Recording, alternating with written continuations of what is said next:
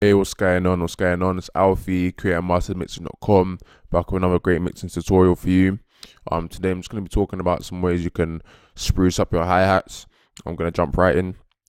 So first things first, the first thing I'll say is just EQ. So I've already got a beat that I've done some work on previously before. If I just play it so you can get a sound of the hats, I'm going to turn off all of the stuff though.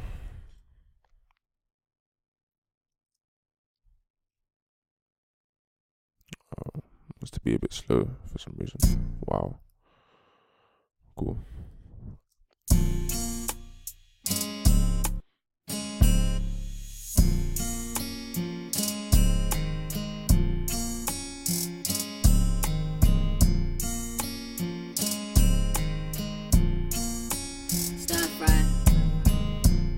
With me, it's a thing where I feel like depending on how much elements you have going on in the beat and the sort of feel that you want to go for will kind of determine where you should position your hi-hats in the mix in terms of volume and just other little things that you do to it. In a lot of trap songs, hi-hats are quite prevalent and carry a lot of the flow and speed, so they're more present and more defined. So you might want to play around with them a bit more. In other ones, you might want them a bit darker, a bit more in the background, and stuff like that. So yeah, that's just the mindset behind it. But first thing that I'm gonna do to the hi-hats is add EQ. And that normally just entails pushing up some of the, the 10 to 16k ranges. For a brighter hat, for a more in-your-face hat. If you want more of a kind of grungy, old-school hip-hop hat, I would actually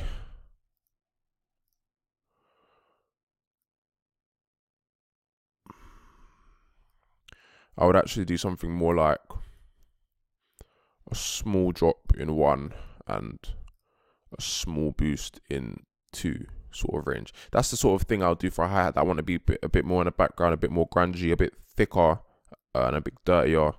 Let's just listen to that.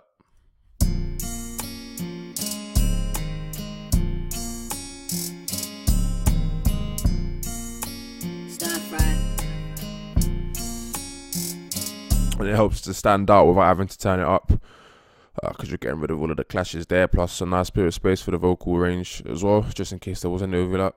So yeah, that's the first thing I'll do to spruce up a hi-hat is EQ. Depending if you want in your face, it's highs.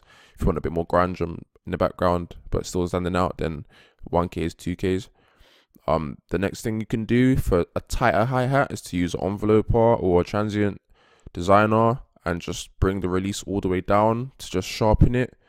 So this is it with it.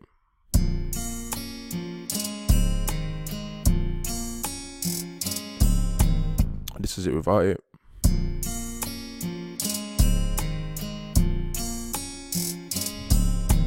So it's a really small difference, but it's just a bit more tightness. You can kind of mold this to the tightness of your beat to your liking, and you can add as many as you want to make it as tight as you want. Like I could literally add like 5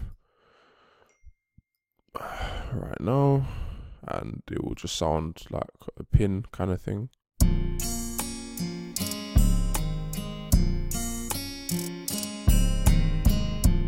I mean, that's kind of cool. You can play around and experiment with that. So yeah, another thing you can do is add sample delay, which kind of works hand in hand, which is kind of like, it's either you do this or you pan, or you maybe do both, but it kind of works. It kind of pushes it to both sides. So let's say I delay left about 47.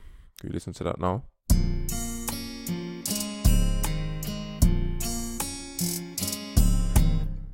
It kind of delays the hi-hat to the right side, and it does it to both. The more you do it, the more it does it to both. But the further and further you go, the more the slower the delay is, and the more you can hear the hi-hats being a bit off. So you might want to be careful of that. If you want a bit more swing, that might be something you want to play with, doing a bit more delay. But yeah, that kind of adds a thickness effect and kind of adds a 3D kind of effect to the hi-hat, doing the sample delay. That's one of those ones that's kind of here and there for me, hit or miss. More time I just like to pan maybe just a bit off, and then just automate from left to right to keep it fresh. which is the last tip actually, is to just do some pan automation.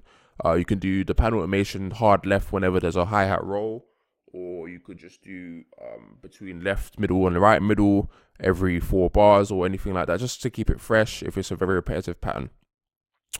So yeah, that's been a quick video. Hopefully that's been helpful. Please like, comment, subscribe. Let me know what else you'd like me to talk about and do videos on. If you'd like a more in-depth course on mixing beats, check out my beat mixing secrets course. The link for that will be in the description below. And yeah, that's everything. Take care. Signing out. Alfie, masterthemixing.com. Bless.